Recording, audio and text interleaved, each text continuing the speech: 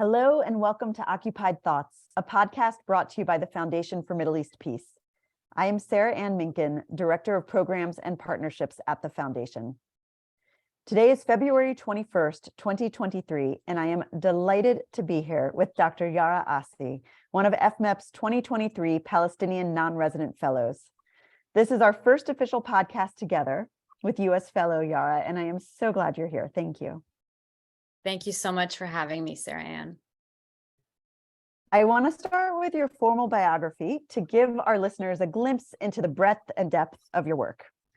Yara Asi is assistant professor at the University of Central Florida in the School of Global Health Management and Informatics, and a visiting scholar at the FXB Center for Health and Human Rights at Harvard University in her capacity as co-director of the Palestine Program for Health and Human Rights.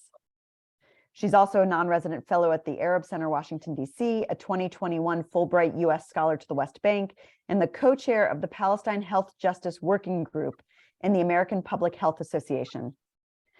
Yara previously served as the Fall 2021 U.S. Fellow at Al-Shabaka Palestinian Policy Network, another partner of FMEP's. Her research agenda focuses on global health, human rights, and development in fragile populations.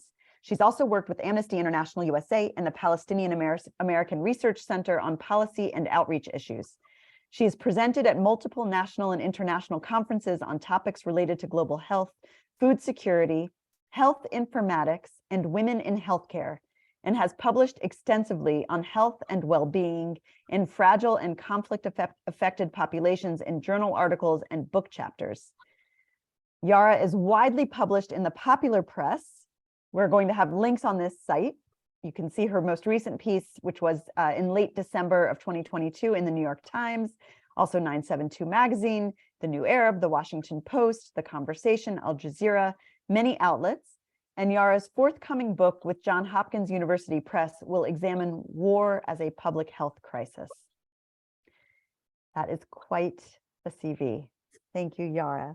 So my first question for you, not in the language of your professional biography, will you please tell the FMEP audience about yourself? Where are you from? What do you want listeners to know about you as a scholar, as a researcher, as a person? Well, thank you, Sarah Ann, for that introduction and for the invitation today. First and foremost, I am a Palestinian from the occupied West Bank. I was born in Nablus, and my mom is from a nearby village, and my dad was from a Palestinian village that became part of the state of Israel in 1948. I moved to the US at 4 years old. I've lived here ever since. So I am firmly situated in the Palestinian diaspora, but was very fortunate to have been able to visit the West Bank almost every year and to maintain those connections with my family and just the place itself and see it over time. As a researcher, as you noted in the intro, my work is primarily situated in public health, global public health, focusing on health and fragile populations. The majority of my work is focused on the Middle East and Palestine specifically, of course. With regard to Palestine, I do some work on just describing and assessing health policy, health outcomes like you would do in any geographic setting. But I also consider myself in the tradition established decades ago by Palestinian scholars who sought to reframe Palestinian health challenges as not just humanitarian concerns to be studied with a biomedical lens only, but as a manifestation of how the primary barriers to Palestinian health are in fact part of a much broader and larger effort of dispossession of Palestinians. And this is, again, just a manifestation of that. As a Palestinian who grew up in the United States, I grew up feeling incredibly aware of how I, as a Palestinian, and I guess Palestinians in general, were perceived here. I very often got funny looks and strange questions and awkward jokes when I would tell people I was Palestinian or tell people I was going to Palestine this summer or had like a Palestinian flag on a t-shirt or a keychain or something. I did a history fair project on the Israeli occupation in middle school one year, and it's such a clear memory for me of how the judges were just really making me feel like the issue was too controversial, too complicated for me as like a 7th grader to understand. Never mind that I was Palestinian and I had experienced some of it myself. At the time, I didn't have the tools to understand why or how, like my nationality, or what to me was a very clear story about oppression and violence was perceived with like puzzled looks and, you know, these kinds of these statements. But learning not just more about the history of Israel and Palestine, of course, but about other systems of supremacy and oppression and armed conflict and indigenous movements and colonialism and all that really helped fill in some of those gaps for me over time. So now I feel like I understand that the direct and structural violence Palestinians have dealt with for generations are in part enabled by this ability to dehumanize us, Palestinians, or again, they're obscured by this very often repeated misconception that it's just too complex. It's been going on for too long. So this happens all the time with marginalized people and their needs. So I'm also really invested, like you noted, in public outreach to try to counter some of those dehumanizing tropes and use evidence to argue that unless we deal with the injustices at the core of these problems, we'll never really be addressing them. And so I try to do that from a variety of angles. Thank you so much for all of that, and for this glimpse of 7th grade Yara trying to explain and engage and what you were up against, and also for bringing us up to where you are now with your family still in Palestine, you here in the US, with a foot in each place. Sure. As you described. So I want to ask you, you talked about being a part of this larger effort to reframe health and the study of health and Palestinian health for being something not just about humanitarian interests, which I think is often how people think about health outcomes or health questions, but rather part of understanding it, or understanding Palestinian health as part of the broader effort of dispossession, and fighting the dehumanization of Palestinians, which enables so many of the health outcomes that you report on. So I want to ask you to go in deeper for us, please, into your research. Talk to us about the questions that you're trying to answer in your work. Yeah, well, I think, or actually, I'm sorry, I'm going to interrupt you. Talk to us about the questions you're trying to ask, even if not answer. Yes, that it's me and many others that are trying to answer these complex questions. But I think you set it up really nicely just in the question. So I was trained in, and most of my work comes primarily from a public health lens. So I hope to use health, which I think is a topic we can all understand on a personal level. Like sometimes I think while political science and history and the language of the law are important mechanisms, they can seem kind of abstract. And so health, I think, is something that affects all of us. We've all been patients or had experiences with family members. So I try to use health to describe some of the broader mechanisms at play in terms of Palestinian oppression. I think a lot of people understand if you tell them about the poor state of Palestinian health, but they are likely to try to situate it in terms of Palestine is just a poor, war-torn country, and that's just how poor, war-torn countries are, right?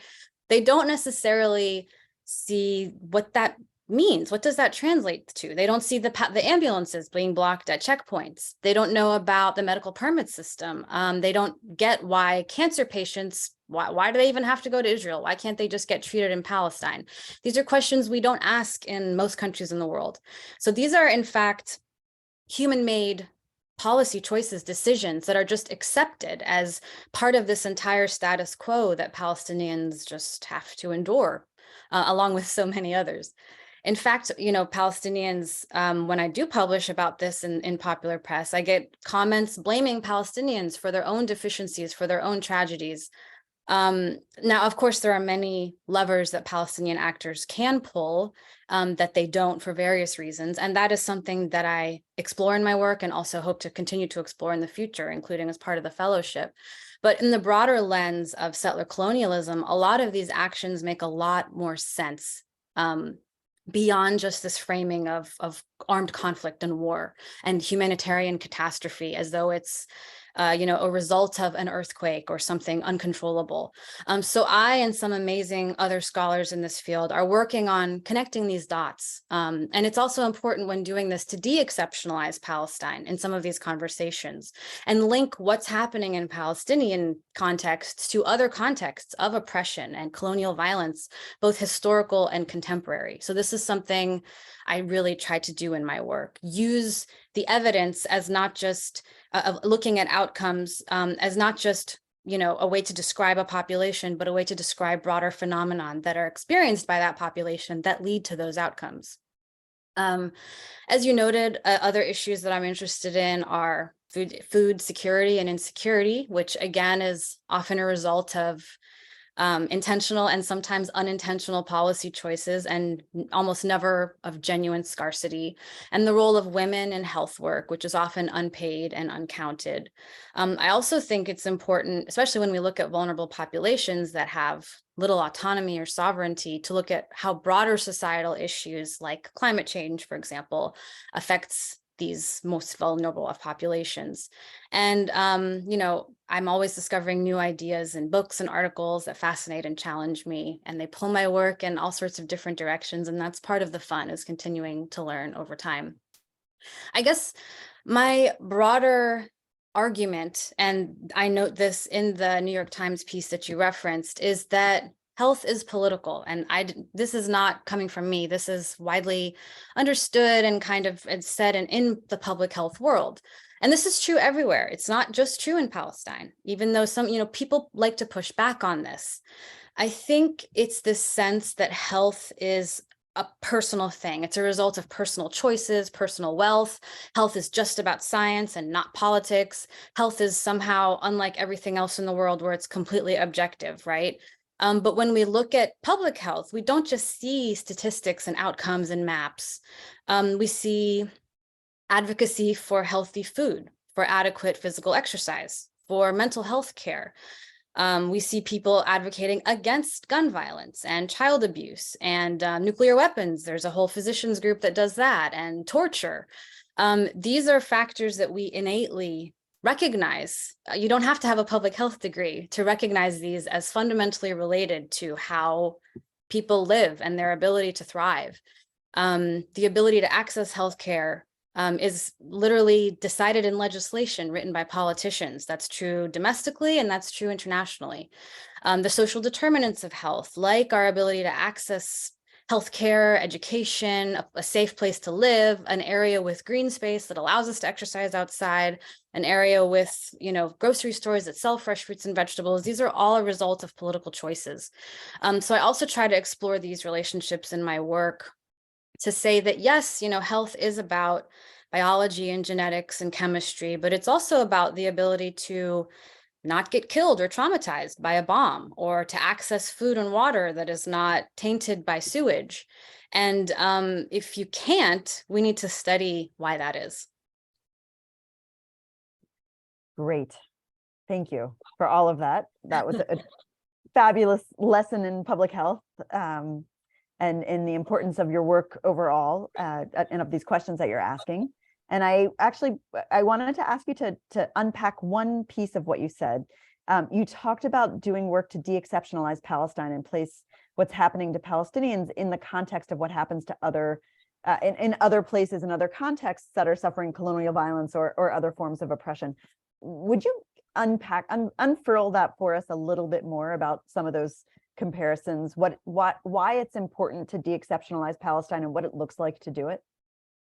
Sure. Well, we could have a whole webinar on that, but I think I'll start. Why de-exceptionalize Palestine is because when we treat something as such a unique, unpredictable, phenomenon, then I think that gives us cover for when we don't deal with it.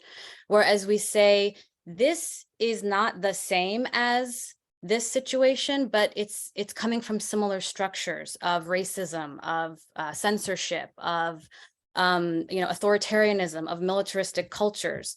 And so we have overcome some situations in the past of this nature. We have not overcome many others. We've learned lots of good lessons and a lot of terrible lessons over time. So I think if we can look at Palestine as part of global movements towards liberation, towards equity, then it becomes easier for us to imagine situations, solutions. I think with this situation, so often the conversation about solutions is overcome by what do people think of? They think of one or two states. When you talk about solutions, they're thinking immediately about where will the border be and what are the political solutions and blah, blah, blah, blah, blah. And I think that has allowed us to completely overlook solutions that could help people now that do not need to wait for political resolution that, again, a whole other topic, does not seem to be coming anytime soon. So de-exceptionalizing is situating Palestine in other contexts that, again, we're not saying this is exactly like fill in the blank, because when you say that, people say, well, no, it's not, because this was different and that was different. No one is saying any historical event is exactly the same. But if you look at histories of settler colonialism, and how, for example, indigenous peoples in the Americas were treated, and how they were pushed for territorial expansion, and how they were treated in terms of healthcare, and how they are now, sequestered in reservations that are underserved and underpopulated, you kind of can't avoid but see the parallels. And I think that helps us explain things in ways that make it sound like this is not actually new. This is a different way that it's being done currently, but we actually know something about this. So let's not pretend that this is the first time we've ever seen it. Wow, thank you. That was great. I really appreciate your clarity on both the level of diagnosis and intervention, and how important this is for basic being able to understand and begin to grasp and access the issues. So thank you for that. Yeah. I want to shift for a second and ask you a question to re-exceptionalize Palestine, not re-exceptionalize, but refocus on Palestine. I know what you mean. Yeah. Will you talk for a bit about where are we right now? What is this moment in time and in history for Palestinians, for Palestine? Can you describe it for us and tell us what it means? It's hard to say what a moment means when you are in it, I think. So it is difficult for me to give a comprehensive answer. I will say that when you look at some things, like when you look at the growing global consensus of apartheid, when you look at the presence of more diverse voices, including Palestinians, in media and academia and government and advocacy groups, when you look at what student and youth groups are doing over time, I mean, it's, arguable that they really pushed the apartheid lexicon, along the way. When you look at what some politicians say publicly now versus what they could say even 5-10 years ago, sometimes you allow yourself to feel a sense of hope that maybe finally the tides are turning somehow. I frequently have these conversations that, something feels different now, and it feels like we can say and explore spaces that weren't available to previous generations. On the other hand, when I was just in the West Bank in this past October 2022, many people there told me for them, it was the worst it's been in decades. Many young people, of course, not all, but were feeling hopeless about the future. And they were feeling incredibly disconnected from what used to be like a very, cohesive and liberation movement. The settlements are absolutely everywhere. You can't drive 10 minutes in the West Bank without seeing one. I mean, this brings a lot of obvious questions to mind in terms of the future. Gaza is on 15 years of blockade, and the international community barely even comments on it anymore in any context, except for like humanitarian agencies, sometimes issuing reports. We just this week saw the US block this UN Security Council vote against Israeli settlements, which is a policy that echoes the US's own stated policy. There's, of course, these accusations of anti-Semitism now, and the attempt to envelop discussion of Zionism as a part of that. So when I consider those two poles, it's like, is this a point where you have to hit rock bottom before things get better? Or will we just start seeing settlements just entirely take over the West Bank, and Gaza just does become completely uninhabitable, as has been predicted, several times? All the young, educated people are trying to leave. What if they do? And what happens when Abbas dies and the PA will become completely leaderless and aimless? These thoughts also creep into my head. So I'm not 100% sure what this moment means yet, but that's the thing, right? It's not decided yet. It can mean either of those two outcomes. And so all I and any of us, I think, can do is continue to do the work that we believe will get Palestinians closer to the liberation side of that, and to equity, and elevate and support the work of others that are doing so, and hope that in 10 or 20 years, when we look back at this moment, we say, these are the seeds that were planted, and now, we're seeing the fruits of that work. We definitely won't get closer to that if we allow ourselves to get demoralized and overwhelmed. So I try to think of all the scholars and all the people who did this work in the Intifada under, military occupation that came before us, and hope that we can carry the torch for those who follow us, and see what the future brings. I love it. May you carry that torch. So many people. So I hope that part of this work towards liberation is also using this FMEP platform, which is very much the hope of this program into which you have been invited. So you're going to be an FMEP fellow for 2023. We're starting now. This is our second year of the fellowship. And I want to ask you, what do you most want FMEP's audiences to know, or to think about, or to be challenged by, or to what invitation do you want to issue to them? Yeah, well, first I have to call out the inaugural fellows, Maha and Jihad, and the great work that they did over the time. And knowing that they were part of this was really a great factor for me when you invited me to do so. And I'm really excited to do this work with FMEP over the coming year. I would say first, don't let anyone convince you that this is too complicated an issue to discuss or understand. And that's something that I hope to address in this work, that if we can see the minutia, then that can help us understand the big picture. This kind of argument that it's complex is an effort to obscure what many of us can plainly see, right, with our eyes.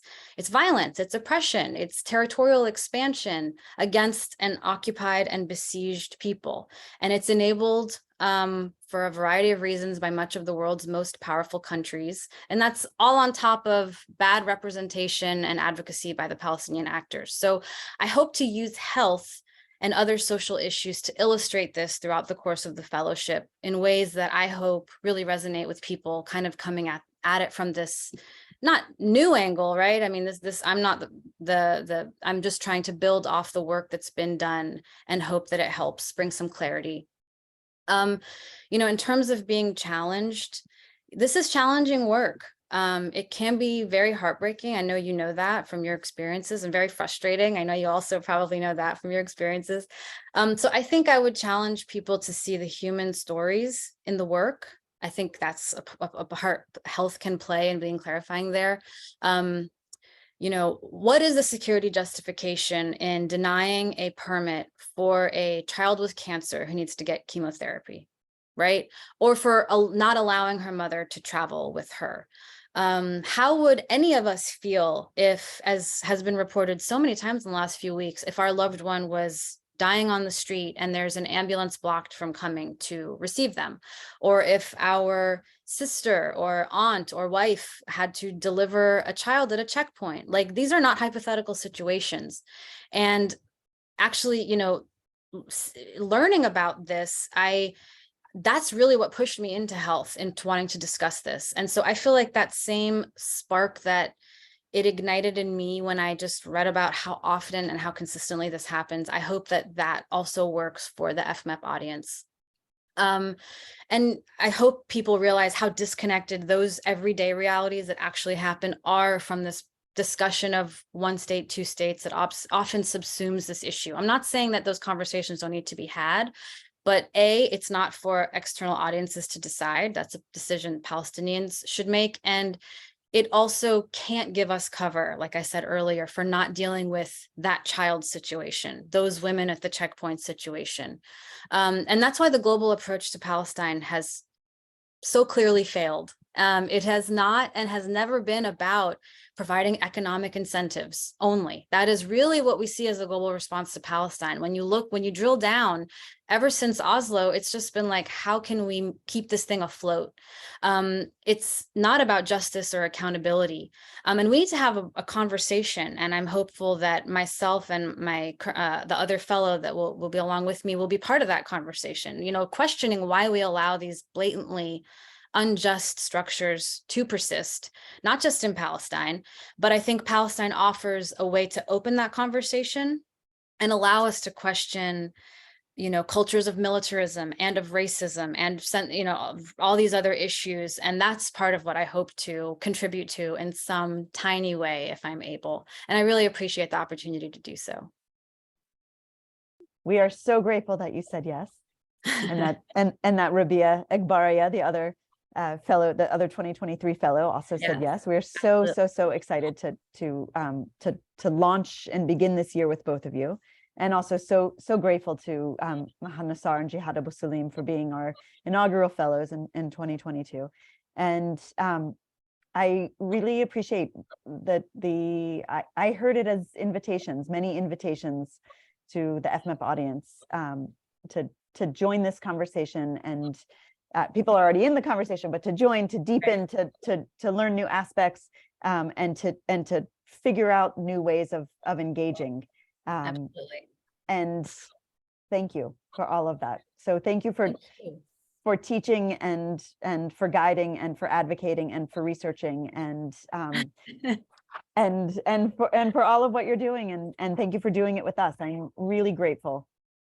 Thank you, Sarah Ann, and thanks to Kristen and Laura and the rest of the team. I'm really looking forward to it. Great. And I want to also thank our listeners for tuning into this episode of Occupied Thoughts. Please make sure to check out the FMEP website, www.fmep.org, for resources related to this podcast. I mentioned a couple of things that Yara recently wrote. We're going to have resources there, have links there on the website, and also for lots of other rich content relating to Palestine and to Israel. And you should subscribe to our many resources. Subscribe to this podcast so you can stay up to date. Subscribe to our events announcements so that you'll know when Yara and Rabia Egbaria, the other 2023 fellow, are hosting webinars. Or just listen to this podcast and you can hear everything. You'll find us on iTunes, SoundCloud, or Spotify. You can also watch video versions of the podcasts, including this one, on YouTube. Thank you so much, Yara, and thank you to the audience for being here. And with that, I am Sarah Ann Minkin, signing off until the next episode of Occupied Thoughts.